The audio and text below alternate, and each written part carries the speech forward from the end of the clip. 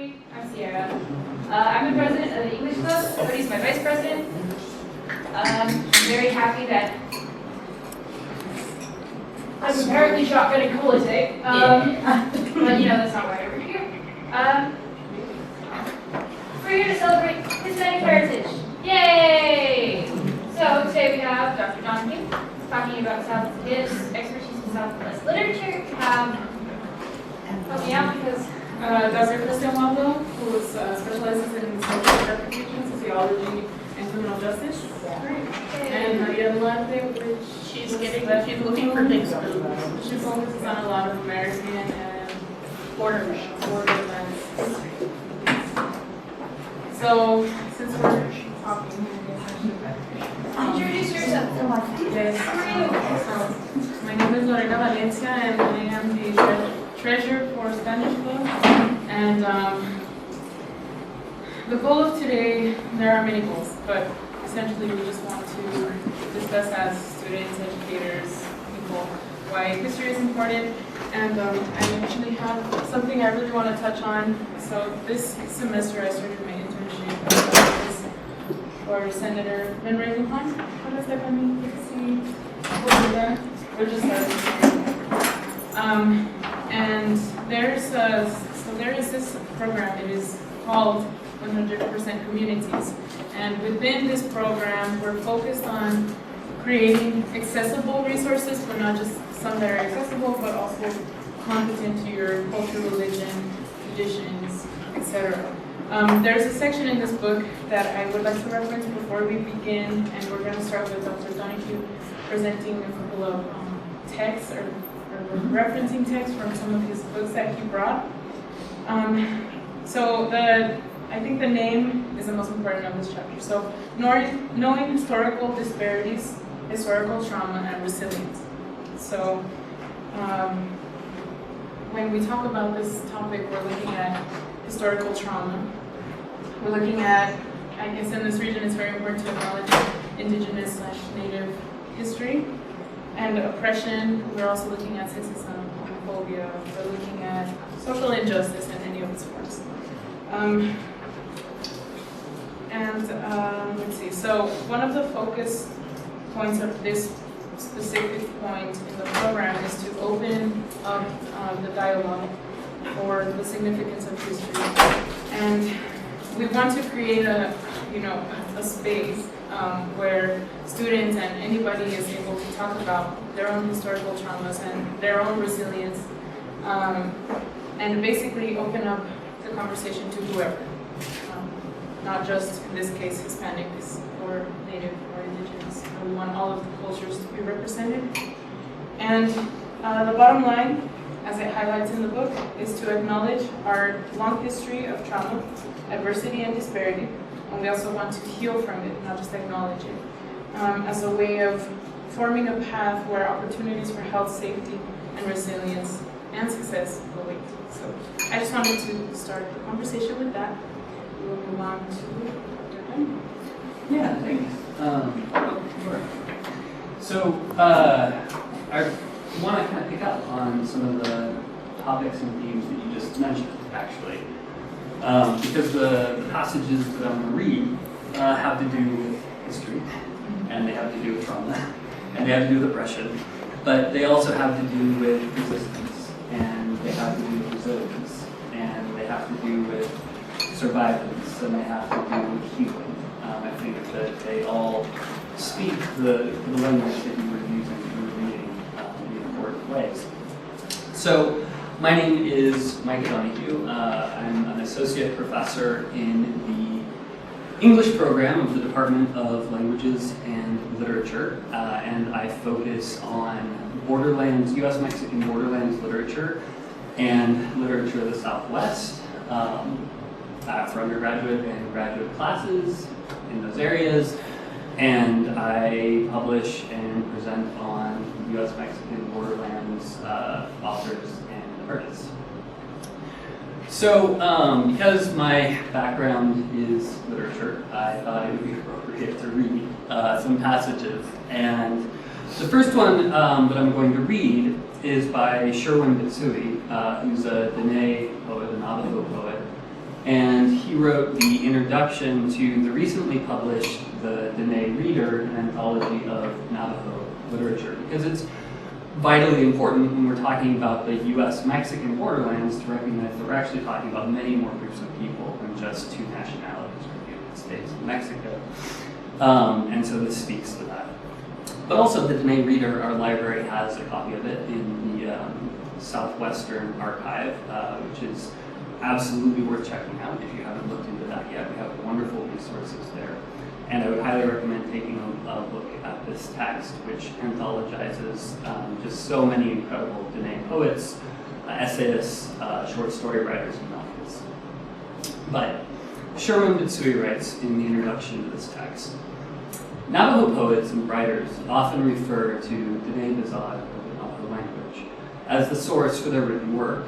Navajo Nation poet laureate Laura Tohe writes, Dene Bizad is medicine for healing, was used as a secret code during World War II by the Navajo code talkers, and has blessed me in writing poetry, stories, essays, and now writing librettos or operas. It's grounded me into Navajo spirituality and community. Whether Dene Bizad was forcibly repressed at boarding schools, or because of a generation of traumatized parents who were convinced not to teach their children, these writers rediscover it in their written work. The layers of each line, image, or word carry not only personal story, but the entirety of a people's history and worldview. These stories restore memory and reconnect people, some of whom have moved beyond the sacred mountains to work and live in distant cities. These stories are doorways opening inward back into the world that is always home. This anthology will aid in making known to readers the incredible diversity Navajo literature offers. These poems and stories are as vast and dynamic as the land on which they are imagined and created. The editors of this anthology have presented the works in a format that honors culture. They've provided interviews with the authors and resources for teachers to aid in the teaching of these works, elucidating the cultural context to bring greater depth to the reader's understanding. Elizabeth Woody, in her interview, gracefully sums up the thesis of this collection. Quote, I write from the core belief that the word of our ancestors still reverberates in our present.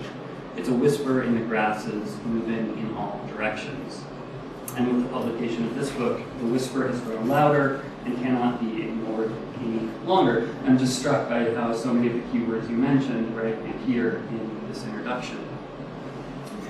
The second text that I want to read, again, just a very short passage from, is the introduction that Adolfo Anaya, the New Mexican author, Chicano Nuevo Mexicano author, wrote for the anthology Writing the Southwest.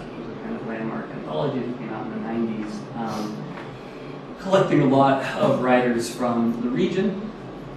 And Rodolfo Anaya was invited to and did write the introduction for that volume, which was called The Spirit of Place. And he writes, the works of the writers collected between the covers of this book reflect diverse styles and content. The Southwest has always been a richly textured land when it comes to ethnic backgrounds, and yet few anthologies of the past have reflected this reality, and I would say continue to not reflect this reality. There's a lot of room for work there. This book and the radio series on which it is based is innovative in giving voice to the various communities of the region.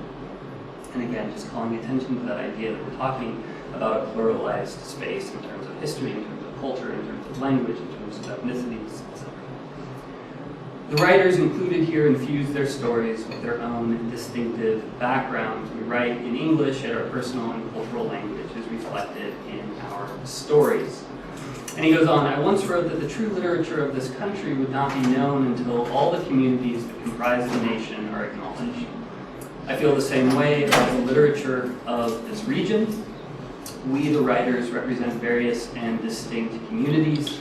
We're a border people, half in love with Mexico and half suspicious, half in love with the United States and half wondering if we belong. We live in a great space separated by great mountains, harsh deserts, and the Rio Grande.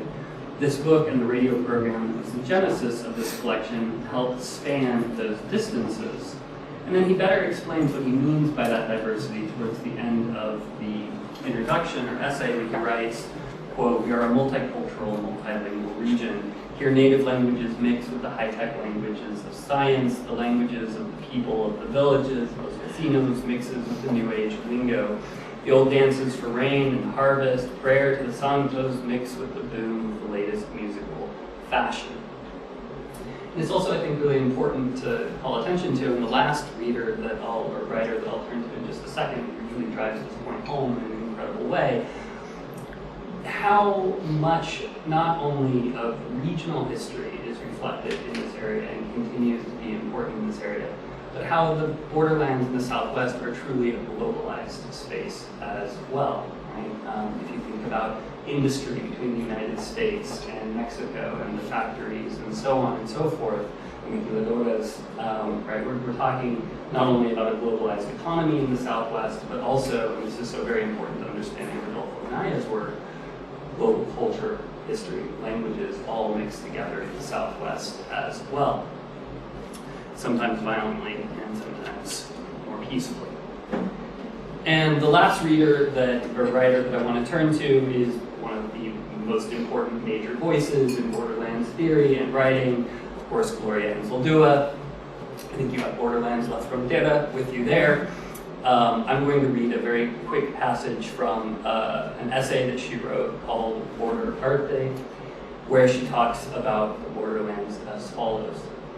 Quote, I think of the borderlands as Jorge Luis Borges' Aleph.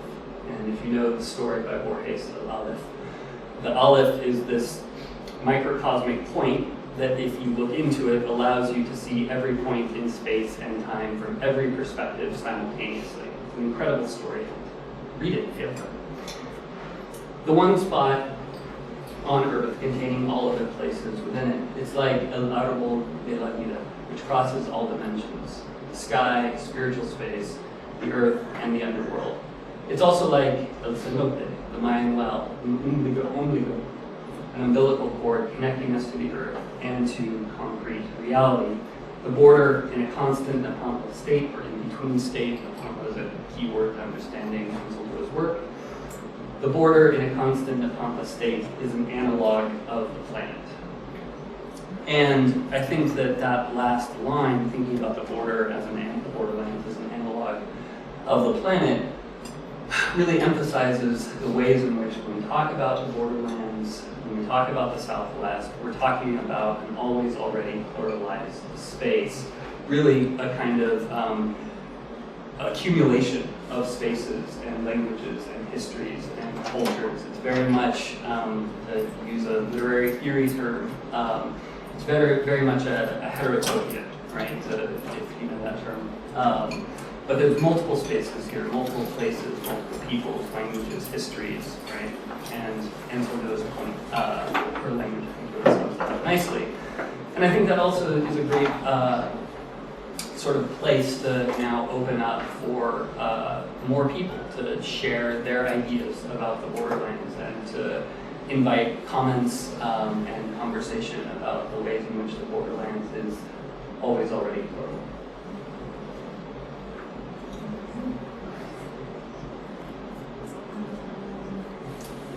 Waldo, would you like to start anything? Ooh. We don't have to have a college level out here, but we are. Well, Tamsin brought Borderlands with her because that's one of the books I use in my social stratification course. And I find, always plural, I guess to me, when talking about borders, I can't really, borders always also create those interstices, those places kind of in between borders where people might kind of fall, if that makes sense. So kind of always the fight for inclusion between all these borders that people have in their lives. And then I guess also legitimacy, trying to, for me the biggest struggle is trying to find ways to have everyone's story be legitimate when we actually live in a a world where some people have more power than others, and that helps make them and their stories appear legitimate over other people's stories, I guess. And that's always the challenge for me, is how can we cross those borders and open up, and sometimes and not be defensive sometimes when trying to talk about history, which is absolutely so important, and how that informs where each of us sit today and where we are in our experiences. That history is important, and sometimes it's painful. I guess maybe I should say that it's always, to me, it's always painful. There are elements that are extremely painful, and how do we move beyond that, I guess. And kind of to share something just more personal and not so abstract. And Tamsin may have heard this already in class, you probably did too. But when I was young, I actually was raised in Oklahoma, which of course, and in an area which had been designated Indian country. And probably my first real eye-opening experience beyond just like the borders between black and white was my 7th grade history teacher, who was full-blood Cherokee, and how he talked about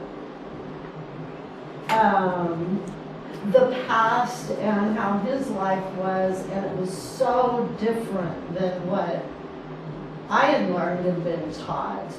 And at that time, he actually took me to a ceremony that they were holding down in Bartlesville by the Caney River at the time.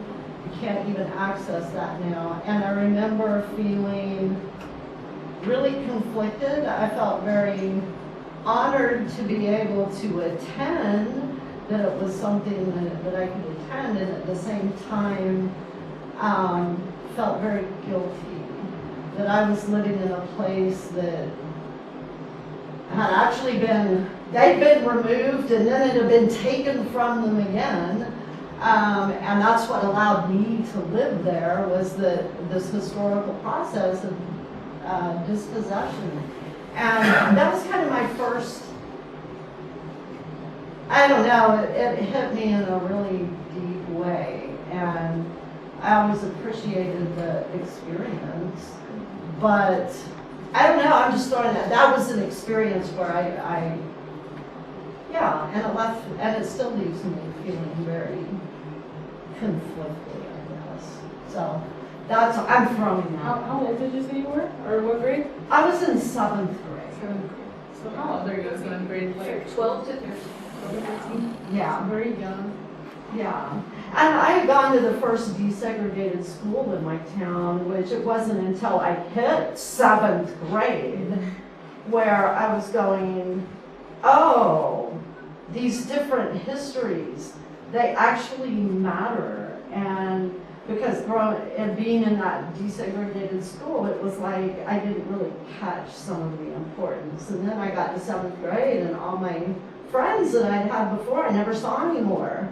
I got fast-tracked into, the upper, and it was a really lonely experience in a way, because all of a sudden I was with kids that I'd never seen before, and they knew each other, and that was also going into 6th grade and saying, wait a minute, all the African American kids I played with, and the Native kids I played with, and the Italians, where are they? They were in none of my classes. And so I don't know, but that's, Anyway, I'm just throwing that out there. Yeah, feel free to make comments, ask questions. We're not just focusing on one person. Eventually this is all we're gonna bounce from each other. So I don't know if that I do think that the idea that we have to address the history and discover somehow, some way to move on from it. The fact that that's always going to be a painful experience, I think is just a repercussion from centuries old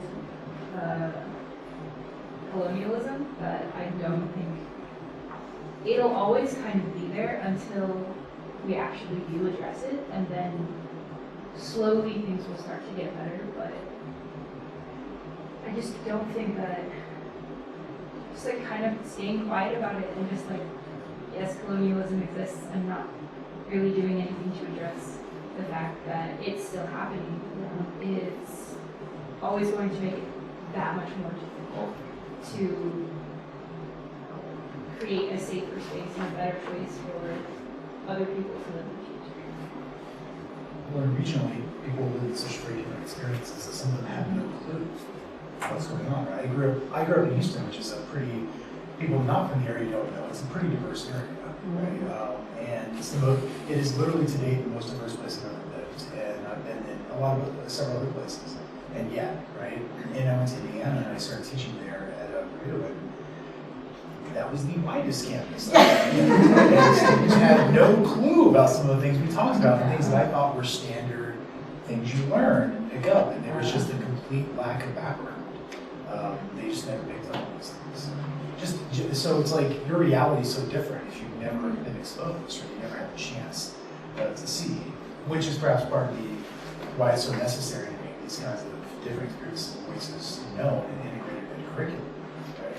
Right? Especially since, like, I don't know, speaking from my own, like, public school experience, like, I was very lucky to have the mother I had because she was a big fan of history and always made sure that, you know, like, after the official lesson of the day, she would give me the rundown of what actually happened. And I have a very vivid memory of, like, in 5th grade, learning about Native American removal. It was framed as an agreement between. Oh, it's so sanitized. Yes, it was framed as an agreement and not a forcible removal. Yeah. And you know, and then I remember like going home, like telling my mom what I learned that day, and she she gave this very sad little laugh and sat me down and told me what actually happened in such explicit detail that I legitimately, you know, cried because I was 11 years old. That kind of thing was horrific to hear about, but I'm glad I did because it's the fucking truth. You can't. Where are you from? I am from Las Vegas, New Mexico. Oh God, I love the town. It's pretty. Anyway. Are we saying? Okay. I think Sierra's point about colonialism, the point that you're making about history, is crucially important to keep in mind. And attending to the trauma of history and the violence of colonialism and imperialism. But also acknowledging, and I'm thinking of the Navajo poet Lucy Calhoun here, also acknowledging the resilience and the survival of people within that history who found things to celebrate and found art to create and found the full experience of human life despite the tremendous crushing pressure of colonialism, whether first in the European, later in the US American context. There's an amazing poem by Lucy Calhoun called American Flags. I think that's the title of it.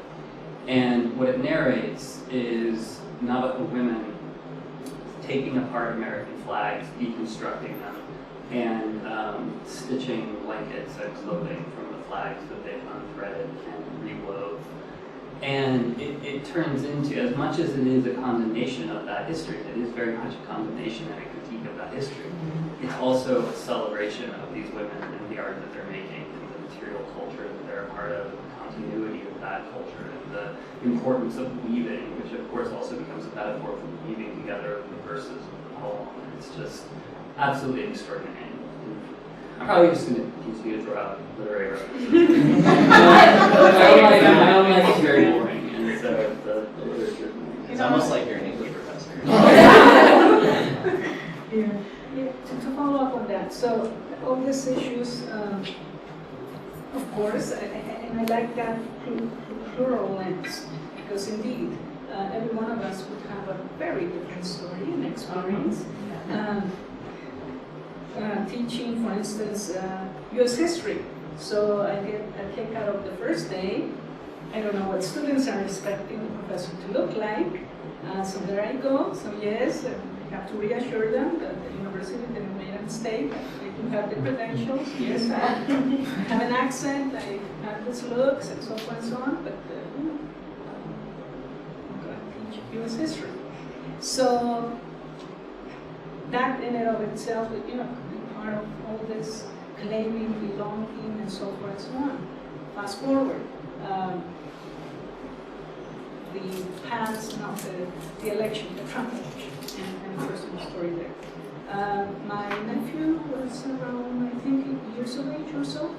And the day of the election, the next day, he didn't want to go to school, and crying and all of this, and I had to talk to him.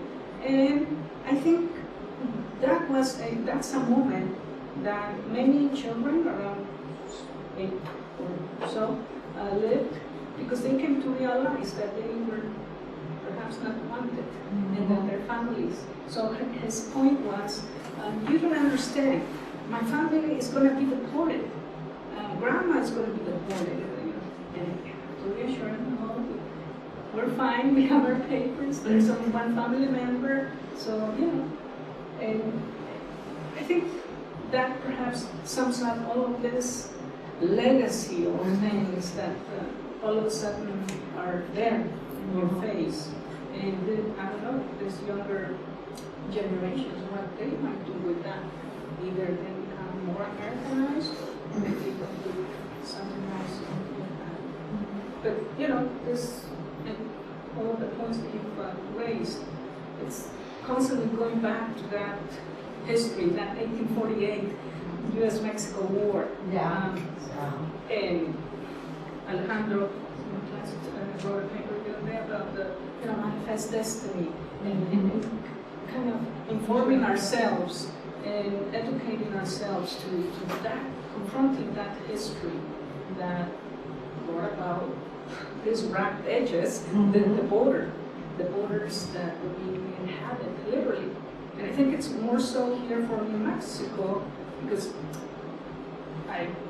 as far as I know, there's no other state in the United States that has license plates that underneath says USA, which is sure, So they're in it all. You have the many layers and so forth. So yeah, we have an issue right there. Can I ask you to talk about what you wrote? Yeah, that's what I was going to ask. Because I think when we think of history, manifest destiny is one of the very first. So I wrote about primary sources of painting of the Battle of Buena Vista. It was around the third battle in the Mexican American War. James K. Polk was president at the time, and a funny thing about this specific battle, he tried to recruit a former military leader who's currently exiled in Cuba for actions he did before. He tried to recruit this one man, Santana, to fight for the American side. Santana promised James K. Polk that he would end the war with America in favor, but at the beginning of the battle he turned against the American side and went back to the Mexican side and took over the army, and announced that he was president of Mexico. Sad to say, the events didn't hold out like he wanted to, and America won the war first after the battle, which would lead to the Guadalupe Treaty, which would acquire most of Texas, New Mexico, Arizona, Utah, California. Completing this American dream of manifest destiny, gaining coast to coast, completing all the land, and this would lead up to the final purchase. Gaston purchased, I believe, was to purchase the final piece of California, completing this American dream of getting coast to coast, claiming all this land. So I have a question, I'm just curious, and you don't have to answer it if you don't want, but how do you feel, I mean, and I'm talking about emotion-wise, about manifestos. And I am talking about, you know, how, I associate it just abstractly with trauma, but I don't know how. Well, the manifest doesn't can be you, depending on who you are. Such as the Native Americans, they may not have thought of it as a good idea. As a Native American wants all this land, but this land isn't really theirs. I remember when I first learned about Manifest Destiny in like middle school, right? Like 6th, 7th grade history 1 and 2. And it was definitely like a laudable moment. It was like an aspirational script. And one of the reasonings that was given was that it was taking land that was not being properly used, yeah. Which is so weird to kind of think about that kind of perspective coming in as a overriding thing, and sadly still being taught in some areas that way. It wasn't until I came to college that I realized that Manifest Destiny was like that. Because growing up in public schools, similar to what you said, I was taught that the sanitized version, as you said. Yeah, so that's just mind-blowing that after 12, 13 years of school, didn't know. My daughter's in 4th grade, and 2 weeks ago she came home talking about how, I'm still trying to get the full story because she didn't catch everything right, but how for American settlers in the Southwest, that sometimes the Native Americans were dangerous to them, and they had to learn how to protect themselves. And I'm just like trying to parse how much of this is yet another reiteration of exactly what we're talking about. Yeah. Because, I mean, you know, there is a grain of truth. Like, yes, Native Americans were very dangerous to white settlers, but white settlers were just as, if not more, dangerous to Native Americans. And it's Arguably more. arguably more Because so. just interacting with them was deadly because of salt. Indeed, yes. But I think it's just, when I was in high school, I am incredibly lucky that my step-grandparent is Cherokee and worked for the National American Indian Smithsonian for a very long time. So when I was growing up, even though I still got the sanitized version, if I had questions, I could call him and he would immediately shut it down and say exactly what happened. But a couple weeks ago, I was in Chicago and I was at the Field Museum, and I already stopped speaking the story, but they have a display on right now about indigenous tribes from both, I think, the Midwest and like towards Alaska. I don't remember how to call them, I'm really sorry. But yes. And it had like it was on both sides. So one side was the Midwestern tribes and the other side was the Indian tribes. And it was an interesting experience until I got to a certain point where an entire section had just been like cardboarded off, and like there was stuff all over, and there was like this letter that was like slammed onto the window that was from the tribe to the museum that said, in legal terms, don't do this anymore. Like, you can't show this in the museum. And the more that I saw that, and I'm like, wait a minute. And the more that I started to walk around, the more that I started to realize that there were a lot of objects that said like, removed for spiritual or religious reasons, like, so it's not on display anymore. And the more that I thought about that, the more that I'm like, this makes me uncomfy. It also calls attention to the whole colonial legacy of so many museums around the world. And I remember Artifacts. Oh, no, go ahead. Go ahead. I was just going to say the way artifacts make their way to museums, not only in the U.S. American context or atmospheric American context, but in global context, is very much a testimony to the ongoing trauma and violence of colonialism. I was just going to say, I remember Jorge had mentioned about their trip to San Antonio.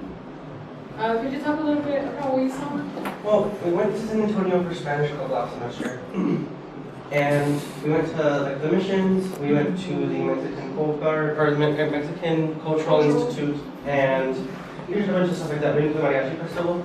But the biggest takeaway from it was when we went to the Alamo. It was all, there was no history there. It was like Texas was defending themselves. Like that's all it was. There was no, like, it was just really sad to see, like, they have statues of like all of these like, you know, like white like colonizers who were like, you know, they're heroes of Texas or whatever, and it just wasn't that good. And inside of the Alamo, we weren't allowed to take pictures, but like all of the, there were like names of like all of the people who took over that land, like their names on there, none of the people who like were there before. So like this just, The mythologization of the Alamo is so weird. It's such a weird, well, like, And I see that growing up in there, right? You know, like it's such a bizarre thing. Like to the point where you're not allowed to sit on it. They have those windows on the outside, and like my wife, for our honeymoon, we drove through Central Texas and went to a bunch of small towns. And when we spent a day in San Antonio, and like I said, oh, here's a good like little picture. Sit on the window. We got yelled at hard by the police. Like they went after us and like were threatening like citations. well, they had like security there like all the time with us. Like every time we were there, it was right there at the edge of the Riverwalk, and they were security there like all night. We were there kind of late, and there was literally just people there standing there guarding it, making sure people didn't get too close to it. And like, it's just, I don't know, it's just weird. So I have cousins from England who literally are in Texas right now just to go see the Alamo. Like out of everything in America, they were so hyped about the Alamo because every time they come to America, they go shopping for cowboy boots and cowboy hats, and they were thrilled with the Alamo. They were like, "This is the coolest thing ever." So it's so funny to see the different perspectives from other countries too of America, because my cousins are English. They have these accents and they're of Irish descent and all this stuff. And they were like, the West and like cowboys and all that is the coolest thing ever. I think almost like a great like example of this stuff that's happening, right? It's the mythology of it and everything else. You know, every year, every time you cover a new subject, except because it's in Texas, you get Texas history at least 3 times, right? Other states you might get it for like a few weeks, not in Texas.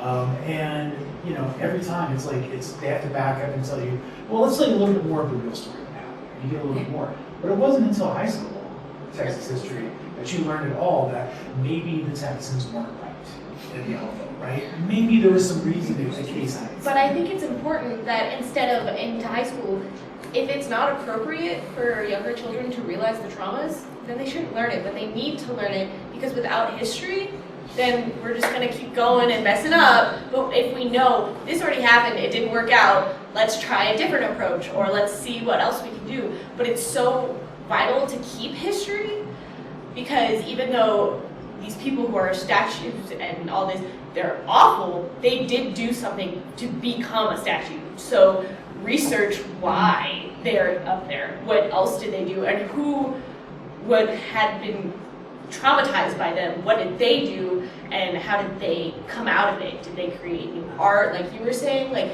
so many beautiful paintings and poems and all this stuff come from these tragedies of people ruining other people's lives, but people still are creating this new history of this artwork and the tapestries and the blankets and all that. So, yeah. Or maybe just to add on to that, research why the mythologization is necessary in the first place. Okay? Because political and imperial violence tends to justify itself through things like statues, through things like poems, through things like film and television in a more contemporary context. And this has a very long history in the Americas, but the first epic poem written in North America was written in Spanish. And it's a celebration, it's a reimagining of Virgil's Aeneid. It begins with the translation of the first line of Virgil's Aeneid. And of course, Virgil's Aeneid is about the foundation of Imperial Rome. But the first epic in North America was by Pérez de Villagra, and it's the history of New Mexico. And it's a celebration and it's a lionization of Juan de Oñate's 1598 colonial incursion into present day New Mexico, and it spends an entire chapter, as it were, celebrating the massacre at Acapulco, right? Not as a massacre, not as the destruction of indigenous people's life world, but as this heroic accomplishment of the divinely ordained Spaniards colonizing, right, the Americas. And it's all about justifying politically what was happening, right? The Alamo is about justifying politically what was happening.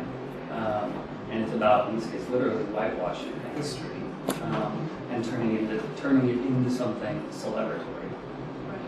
The thing that I remember the most from that poem, because we read it at the beginning of this semester, is there's a moment where the two Native Americans that didn't want to submit were asked to hang themselves, and they played it up like they're making this like big, huge sacrifice, when in reality, if you're reading that, this is murder. Like, playing out this is murder. You are lynching two people. And it's this whole like romanticization of the death of a culture, and it's really, I remember that one made me very uncomfortable. It is. I mean, it's a really uncomfortable moment in the poem, but it's also important to note that the poem registers the protest, that these men aren't silenced, that they die with anger and fury and protest, right, in their mouths. And they also offer a prophecy that has proven very prescient, which is that the trauma of this moment is not going to go away, and that it will be revisited on the colonizers' heads. And, you know, we talk about the history of these traumas, and there's a kind of cyclic quality to it, and the wheel keeps turning. I think it's always important to remember that, like, a lot of history is told by the winners. And so, obviously, like, we're gonna hear a lot of, like, the sanitized and the whitewashed version of American history. Because the white people came in guns a-blazing. And, you know, has never really been, like, a chance for, like, people to really get in and tell the other side. I just remember over the summer I got to go to the Louvre in Paris, which is like a huge dream for like any like history nerd. Did you see the Mona Lisa? It's dinky. And there's a huge crowd around. Go ahead. I just had to know. And walking around, there are some exhibits where you're like, oh, how did you acquire this? You know? And Oh my gosh, that's like all of the field museum. It's the field museum is horrible. There's a lot of the field museum where you look around and you're like, why? When? And how? And if you want to see a local version of that, just go to the Blackwater Common. I used to work there. They have the Miles collection, and the current, the new collections manager is trying to take it down, like, and just keep it in the archives more, because Fred and Gladys Miles lived in they were in the 20th century, but they were part of the last generation of the great collectors, which were the people that went and looted all the stuff and put them in their curio cabinets and stuff.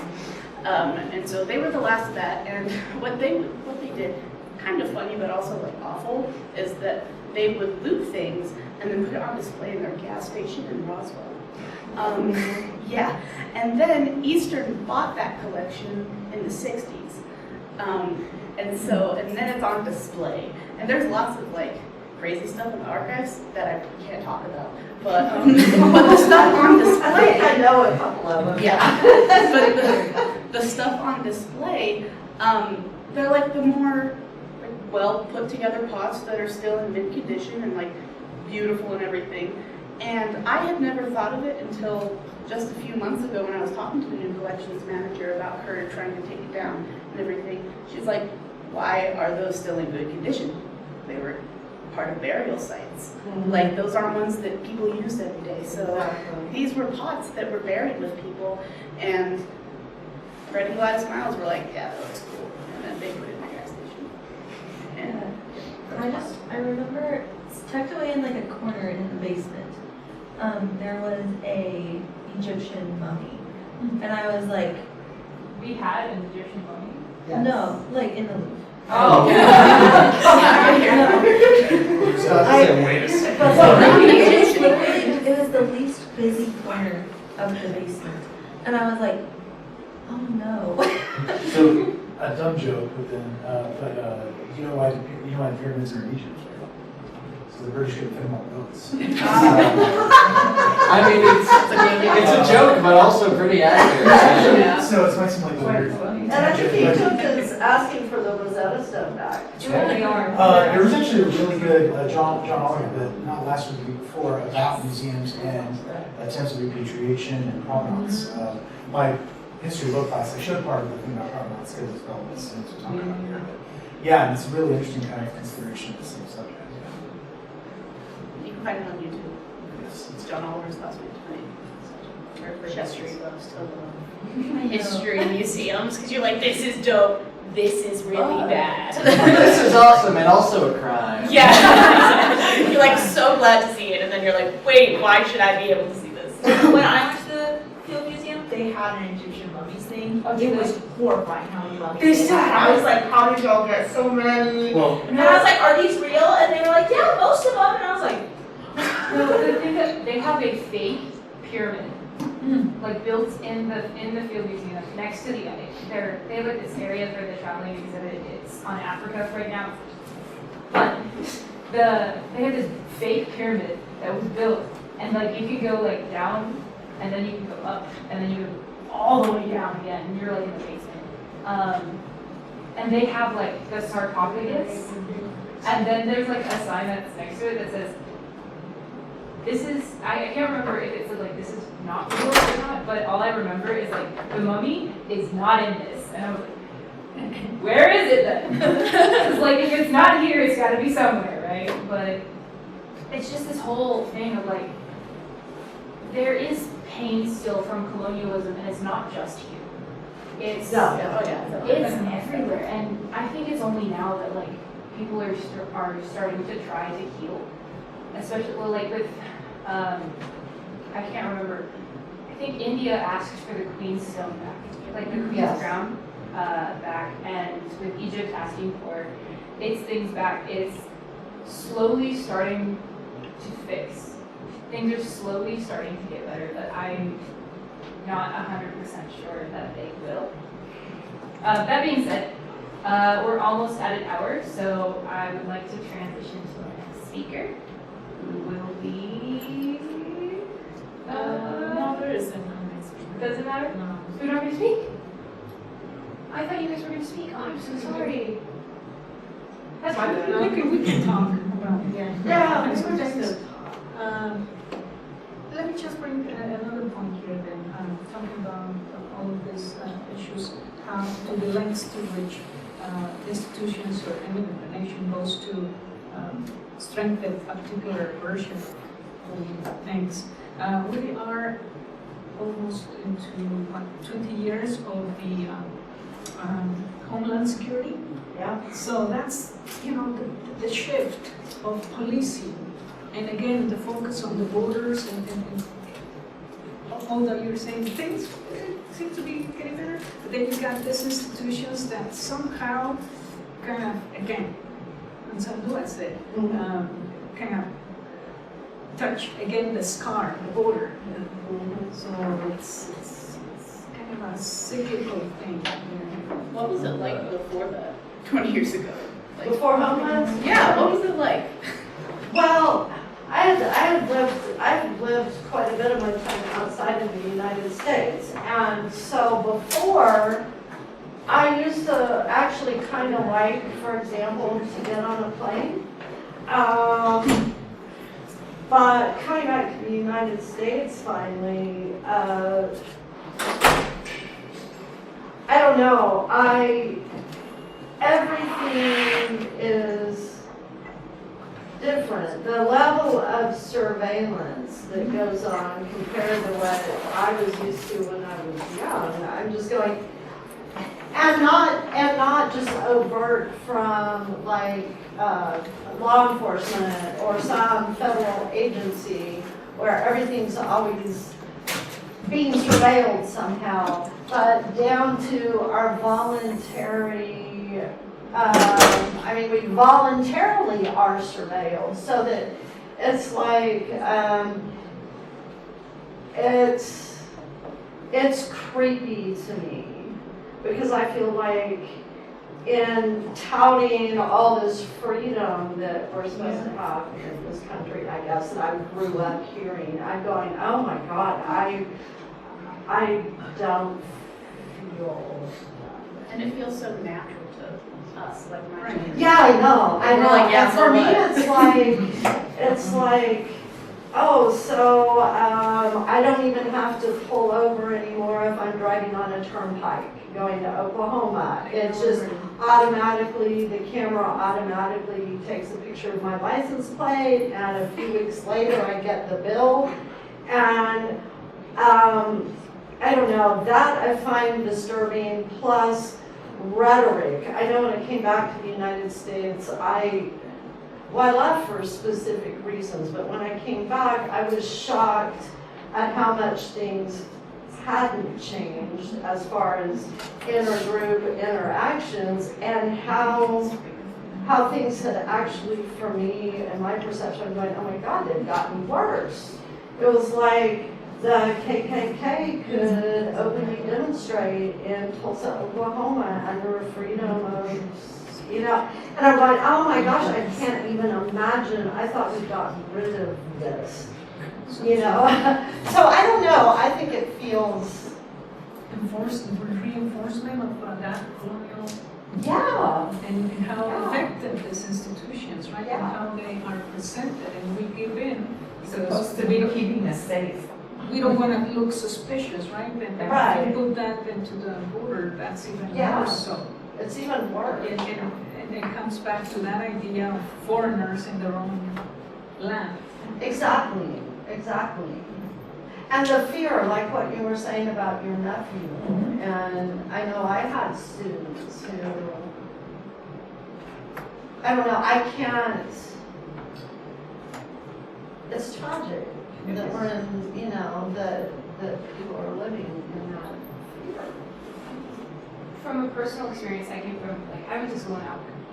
My mom teaches English at one of the high schools that's there, and real quick, I got a class.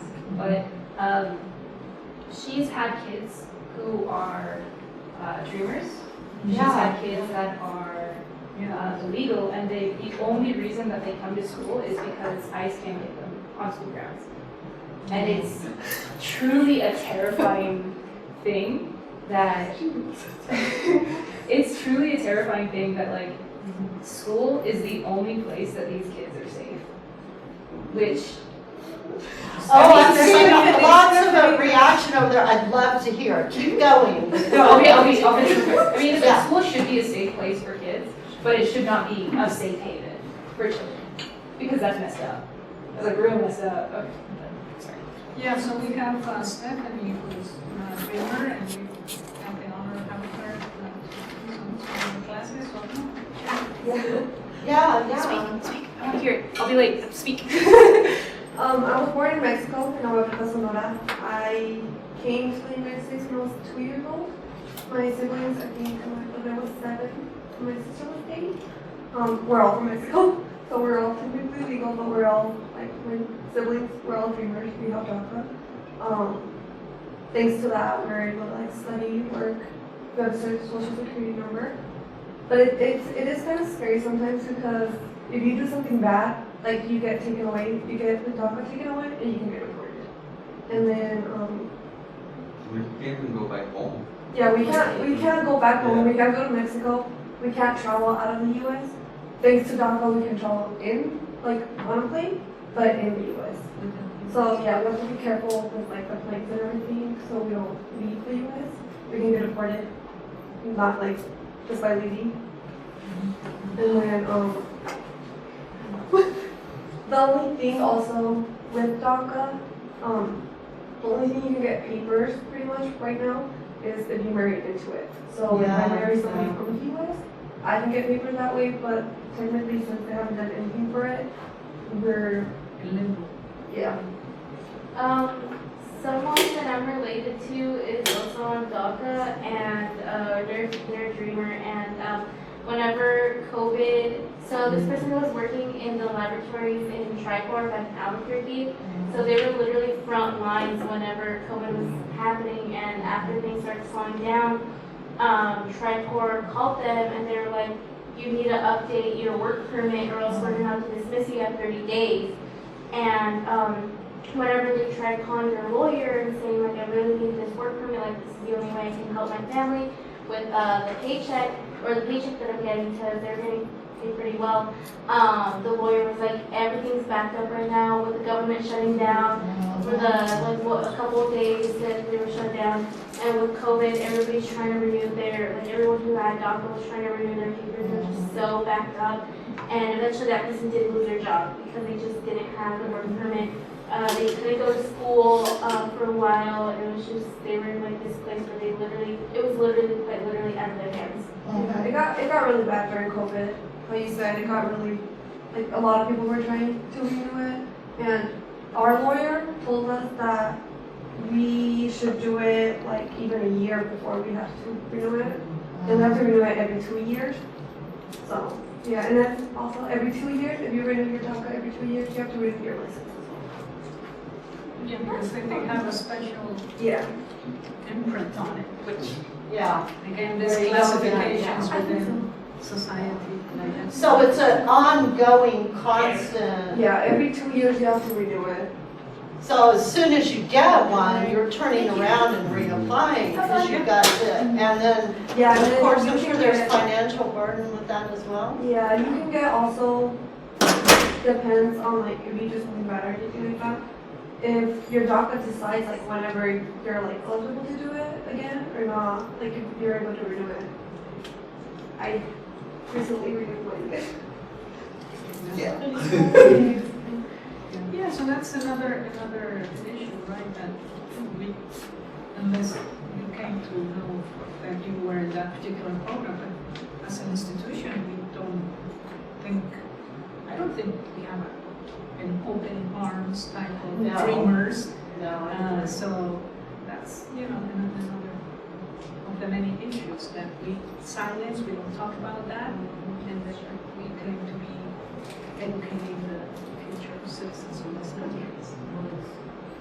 Well, and that's a real fearful thing if you would actually get deported. I had a nephew, his father's Iranian, and he fled Iran under Khomeini, and he married a German woman, my former husband's sister, and they ended up finally being able to come to the United States, but my nephew had an Iranian nationality, and he did get in trouble. He was a German speaker, and he spoke Farsi, but his parents had been allowed to come into the United States in, God, what year was that? I don't know. It's like the mid-'80s. So he didn't remember. He was like 2 years old when he left Germany. He had never been in Iran. And he got in trouble at a bar fight. Yeah? And as a young 20-year-old, and they saw his status, and they deported him to Germany. And he's going, or you can go to Iran. And he's going, I can't go to Iran. I don't remember Germany. And it was like and that's where he is now. And it was really scary and hard. So that fear, I would think that would be ongoing, for me it would be fearful. Yeah. Yeah, it could be scary because you don't know what's gonna like make it happen. Like, you don't know if something small like the bar fight can cause that. Yeah. Because such a big shift, right? From not having any documentation at all. Yeah. To the avenues that that particular program focuses on. It does. It helps us, like for us that we like to travel a lot. Like we have the opportunity now to get on a plane because whenever we didn't have DACA, we weren't even able to get on a plane. If we tried to, we can get deported. So now that with DACA, we're able to. So like that's nice.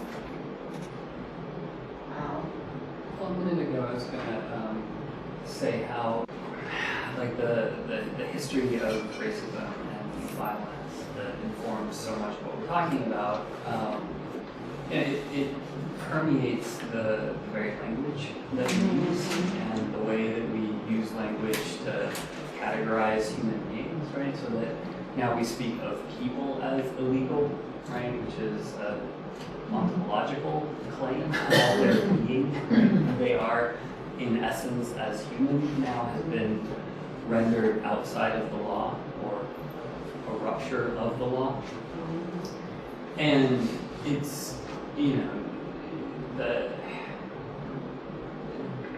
I don't know what the response to that needs to be, but that also strikes me as another very important shift that's occurred, right? The way in which language itself has become an instrument of perpetuating this racist violence and a kind of dehumanizing instrument as well. Like a perniciously subtle way, like, you know, I don't know, I almost feel like racism has taken on a new form where it's like not 100% acceptable, and so people find like workarounds in their language to kind of express those same ideas, and it's just that almost feels like worse to me than just outright like hate speech, you know what I mean? Like it feels like, ugh, just creepy to me. I went to Louisiana, which is where my fiance is from, this past December, and well, it's Louisiana. So there's a lot of that subtle race speech, and oh my gosh, I've never seen so much. Like here, I guess I kind of see it, but there, oh my gosh. Like his grandpa, who's like in his 60s, I was just, because he doesn't say anything outright. Like they don't say slurs outright, nothing like that. But the implications of like, for instance, we were in his kitchen and we were about to eat some pizza or something, and he was like, sit down like white people. Sit down like white people. Like as if standing up and eating was bad because black people do that. And it's just such subtle things. It's similar to what he's saying. Trying to be funny. But we have also naturalized that language, right? Because as an immigrant, I don't know what your card reads, but back in the day, mine read something like permanent resident alien. Yes. I don't know, in that point too, Professor Donahue about the only illegal is Superman. Superman's illegal. What are you talking about? There is an older member of my family who, like, she will say things like, I can't handle people with accents, like I can't listen to them. And then she says it in a way that's like, oh yeah, like even British people. But then she'll watch Call a Midwife, Downton Abbey. And she's like, no, like, for some reason they don't bother me. And so I'm like, I mean, what other accents are you really encountering on your day-to-day that bother you so much?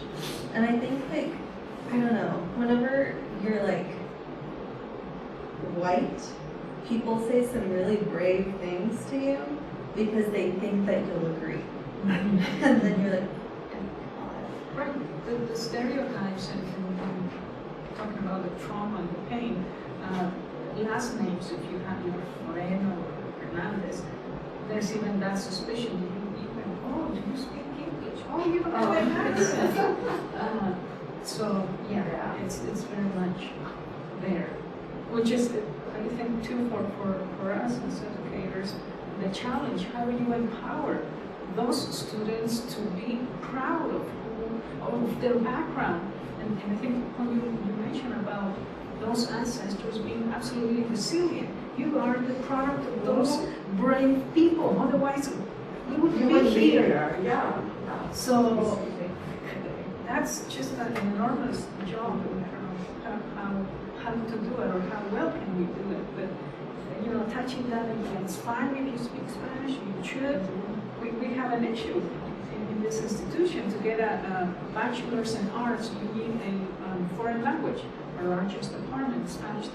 Nobody will, oh no, it's gonna take too long. What do we need Spanish for? Excuse me, if you're gonna live in the Southwest, think about it. But they have to fight with all of those ideas, and it's painful to, how can you negate part of your being and part of your family, or changing your names and you know.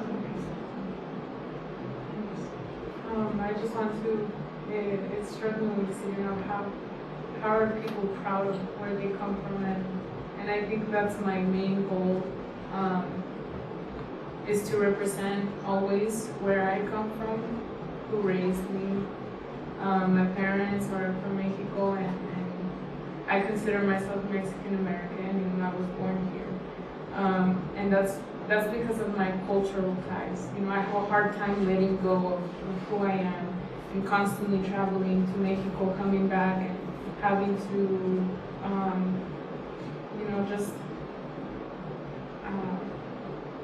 let my family go when I come here. Because, you know, I know that in this country, people see myself, and in general, you know, we're minorities.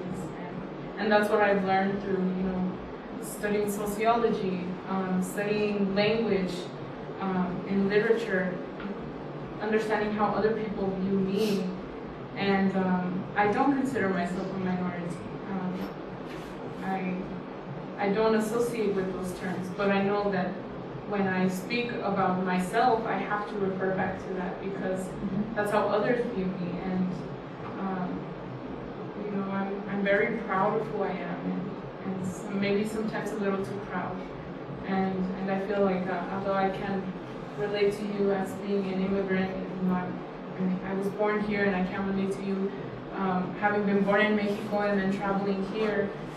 There's a lot of, you know, the idea of being Mexicana, of Mexicanidad, Mexicanness, you know, the idea is so rooted in me, and I think that everyone has that in their culture. But I think it's been the hardest living here, because I feel disconnected and away from it. And I feel ashamed of that I can't call myself 100% Mexicana, and I can't call myself 100% American, because I'm somewhere in between.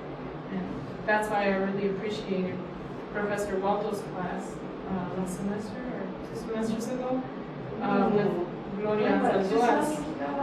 I think so, because Gloria is, you know, she's a Tejana, and we have the term Chicano, Hispano, multi-generational, that disconnects us from who we are as people. And we talk about what the country was 400 years ago. You know, it wasn't just America. It was before the treaties and all of that. So it's difficult. And when you asked how you feel about manifest destiny, in one of my essays, you know, I don't believe in a manifest destiny. I don't believe that you can manifest something that was stolen. And I feel that way about a lot of things, not just land specifically, but culture. You know, I feel like in New Mexico, my culture is misrepresented a lot of the times. It's Americanized, it's stigmatized, just because, you know, I wear certain clothing or dress a certain way or speak a certain way, you know, accents. I've had my accent pointed out so many times, and I didn't even know I had one. And to me, that was, again, you know, like microaggressions, we deal with that. It's not like, oh, you're just another beaner anymore, but it's like, oh, your accent. You know, I can tell where you're from your accent. And I've heard that from professors. I've heard that from, you know, even no, it's okay. And you're not the only professor either, like multiple of my educators and even people at my new job. I work for the Senate office, and we've been able to, you know, meet new people who are also representatives, and they point out my accent. And sometimes, and I find myself that if it's, you know, someone who is not from the brown culture, I'm more offended because of the way they deliver. Like, oh, you speak well. you know, you speak so well. You've learned English so well. Yeah, and I didn't really read into that until I came to college, and I started learning about how we, as minorities, we take those issues in those instances and we grow from them. Again, the beauty in the oppression, in a way.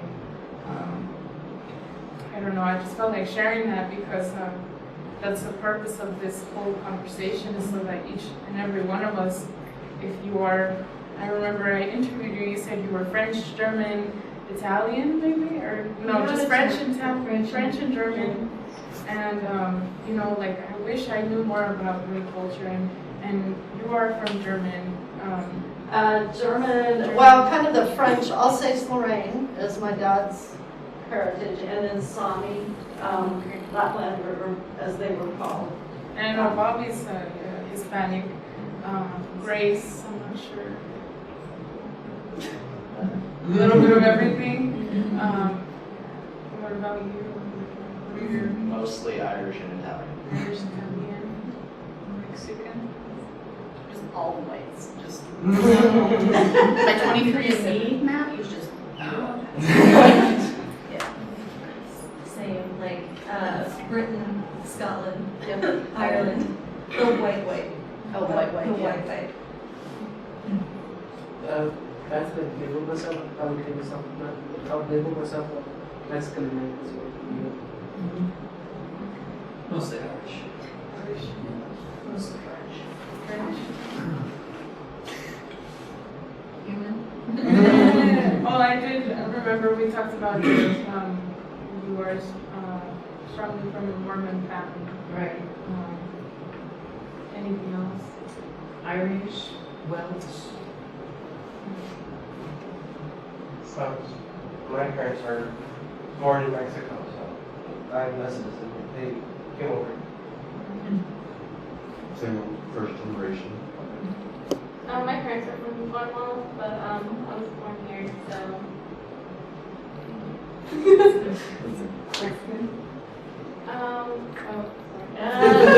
Valeria, toda escondida. Yeah, I'm just Mexican American. My parents immigrated from Mexico. I came to Mexico.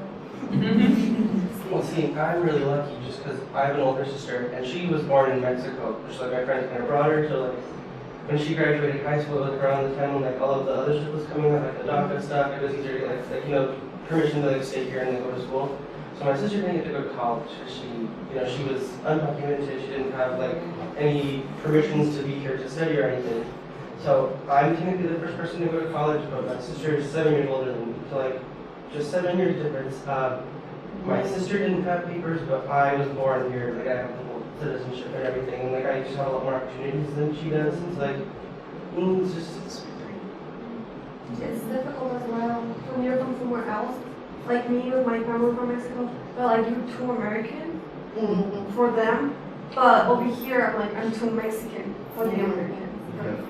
That's Gloria talks about that a That's lot. Yeah, and it's really difficult. And then as well, since we're kind of like white skinned, like the Mexican white skin, so it's different. And my brother has seen like the discrimination at the border, like borders, because he's gone to El Paso 3 times, and it's happened to him 3 times, where they stop the car in front of him and the car behind him, and they just look at him, don't even ask anything because he's a U.S. citizen or anything. They just go ahead. My brother always gets mad because he's like, I pay a lot for this. So like the Micah, the DACA, so like I pay a lot for this for them to not ask me because I don't even ask if he's like a U.S. citizen. They just see him white, so they're like, go ahead. I struggle a lot with just simply being too American because my parents, like I said, they're from Guatemala, and they're in the mindset that whatever happened in Guatemala stayed in Guatemala. So a lot of my culture, I simply don't know. And yeah, I don't know. Whenever I tell, or I guess I was explaining to my mom that a lot of people, I don't think I have an accent, and whenever I tell people like, oh yeah, like my parents are Guatemalan, they're like, oh, like, cause I also have like a white name, Vivian. So people are like, oh, like, do you speak any Spanish? Instead of immediately assuming that I speak Spanish. But I also do tend not to speak Spanish because my Spanish is horrible. I have horrible Spanish. So, I don't know, I just struggle like with knowing my culture, like, period. I don't really talk to my family in Guatemala, like, they're just names to me. My dad, he refuses to speak Spanish to me, he only speaks English. My mom is learning English, so I speak English to my mom. Like, I try to speak Spanish to her so that I can practice my Spanish, but she wants to practice her English, so I speak English. My older sibling, he speaks English. We do both have accents in Spanish though, so you can tell that we practice English more than we do Spanish. And my little brother just doesn't speak Spanish at all. So I don't know, I've never really struggled with I guess my identity because no one really questions it. But recently I live with a white person, so sometimes I do like realize like that we're completely different people, even though they are a little bit Hispanic and they cling onto that title so hard. I just realize that your version of Hispanic isn't my version of Hispanic, so I'm like trying to slowly figure out like what my heritage is, and yeah, I felt like I was gonna say something else. I can relate to you, yeah. So I don't know if it's for everyone, but you know you're from somewhere that's so rooted in the culture of the nation, you want to cling on to that maybe like your friend. And for me, it's with my dad. He's from Kristin, Mexico City, and the history there, the culture there, everything. I don't know it that well, and it's mostly because I haven't been there. I've only been in Chihuahua, that's where my family is, So like struggling to know your culture and then looking where to find that information. Going back to what you have stated in the very beginning, the words of our ancestors flow through the grass and the wind. It's a matter of us listening to it and looking for what they're saying. And I think that that's our purpose in life, is to carry on with those traditions, whatever they are, whatever you identify with, because we have multiple histories. You can claim whatever is nearest to you, whatever makes most sense to you, and what you feel most connected to. I think for me personally, since like the United States is so close to Mexico, all I see is like Mexican representation. So it's also like hard for me to find like my own group of people, you know what I mean? Like I have someone in my English class is Salvadorian and Guatemalan. So when like I can tell that we have like sometimes like the same like facial structures and stuff like that, or we're almost like the same skin color.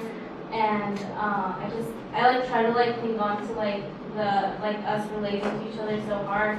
But even like things like applying here, like a lot of Hispanics like don't fill out the race question where it says like, oh, what are you? I used to say prefer not to say because I didn't know what to say.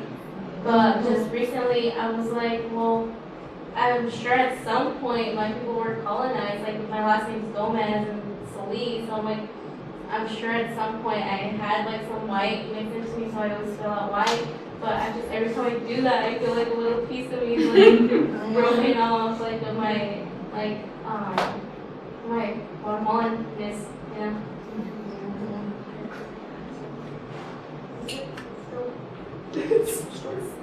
That's my whole story.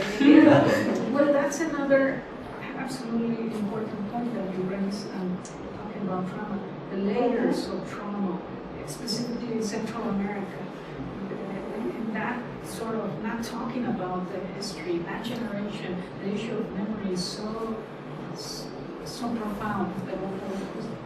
I taught Latin American class last time, and I made a point of looking into what Central American writers are talking about. It is precisely memory, and nobody wants to talk about it because of that long civil war that pushed them to be in the U.S. and here again, there's another cycle. Yeah. I think even same with Central America, or specifically maybe Guatemala, it's like known to have a high population of Christianity, but yet also has a high population in like criminal activity. And sometimes, I don't know, sometimes I feel like absorbing that white like religion really like traumatizes our people. And I've seen it with my dad. My dad used to be a heavy Christian, and somehow he got traumatized by religion. So he tries to act so stereotypically Hispanic in such a negative way. And he's like, well, I'm a drunk because I'm Hispanic, or things like that. And it's like you think you're imperfect because of how brown you are, and it's just, I don't know what I'm trying to connect here, but it's just, I feel like if we were able to respect our own culture, like a real culture, like Guatemala has a heavy indigenous population, and a lot of times I like hear my own family even like insulting our looks because we look so indigenous or whatever, and it's just, my mom always says like, oh, like, I'm about to have a light skin color and stuff like that. And then whenever I'm like, oh yeah, I'm Lorena, like I'm brown, she gets so offended. She's like, don't say that about yourself. And like, it's used in like a negative connotation, and I just feel like, I don't know, that really like is what people are so, or at least my people are so embarrassed about, is like either looking too brown or having like facial features that represent our indigenous culture, and maybe a white religion has something to do with that. I am actually fascinated. I think okay, this is my personal opinion, okay? I think it does, because I was not raised in the Christian religion, but then I ended up marrying someone who's Mennonite, European Mennonite, which is something very different. And man, I got the crash course on patriarchy and just not just patriarchy, but then the language that's and the text about, even down to colors, like white and purity and all of this, and then darkness, and then the use of colors, red, and all of this stuff. I found it to be traumatizing, and so it's like I have nothing to do with any of that, because so I don't know exactly how to connect with you on that, but I found Christianity to be traumatizing, and I wasn't raised in any Christian religion, and it's like, so I think it plays a role. I really do. That's a clear, I would say, a clear example of the colonial dynamics, right? 3 centuries, this is what 3 centuries of Spanish colonial rule did. And so, to put this pies to some extent for indigenousness, we don't need the Americans. That's just another layer. We can do it to ourselves. And so it's like the things that Ansaldúa talks about. Yeah. Like you have not only one thing, you have 2, 3, triple whammy. And just like thinking about it, it was like done like here in the United States, it was done in Canada, where big white religions tried to like whitewash a lot of like Native American and indigenous people here, where they put kids in like the boarding schools. You can speak your language, and you have to be here, and all that stuff, like in the name of just right.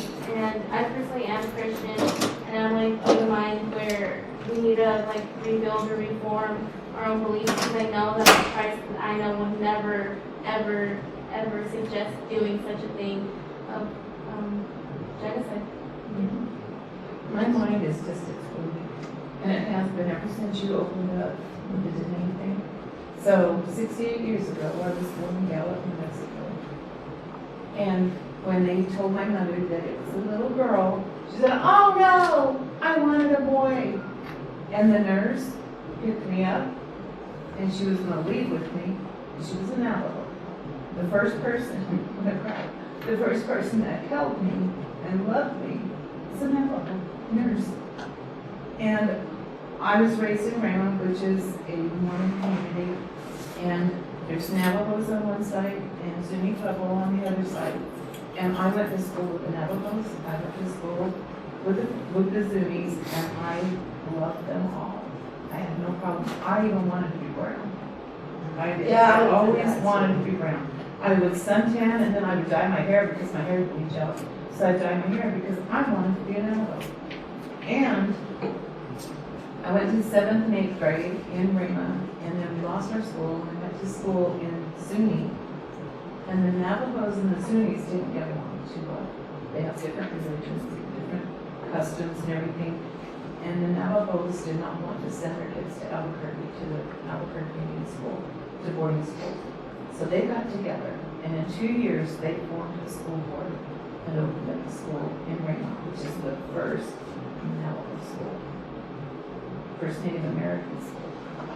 So I was excited, and I told my mother, I want to go to school with the Navajo kids. She said, no, you need to go to the public school. It's going to draw too much attention to yourself.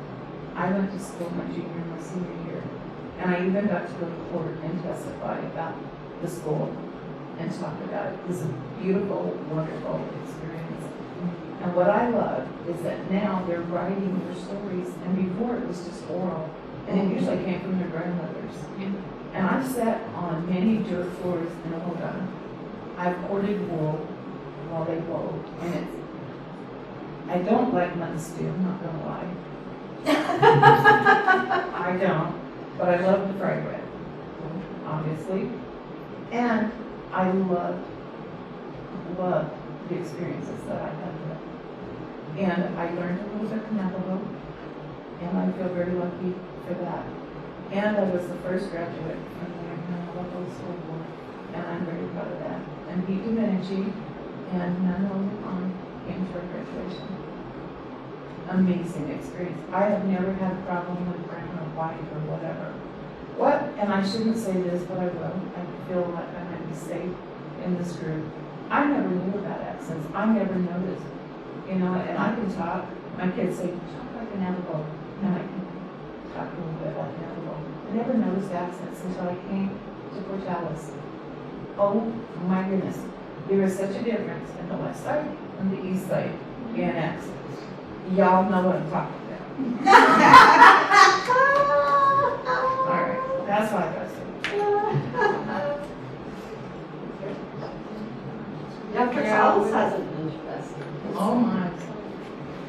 Okay, so we've been going at it for an hour and a half, so I think we're gonna close this down, but I do want to thank every single one of you, and even those who left, for having attended. I was really only expecting like 2 people, and I'm so glad to have seen all of my friends, and even people who are not technically my friends, but they are, be present today, and I want to thank Dr. Donahue, Maria Duarte, and Kristin Waldo for helping us lead the conversation and for giving us the room to be opinionated, to self-explore, and also just to share and just to listen, because I know some of you didn't talk, but that's okay. Sometimes we need observers to absorb all of that and then take it on to the room. So I want to thank everyone. And for recording this session also. Thank you.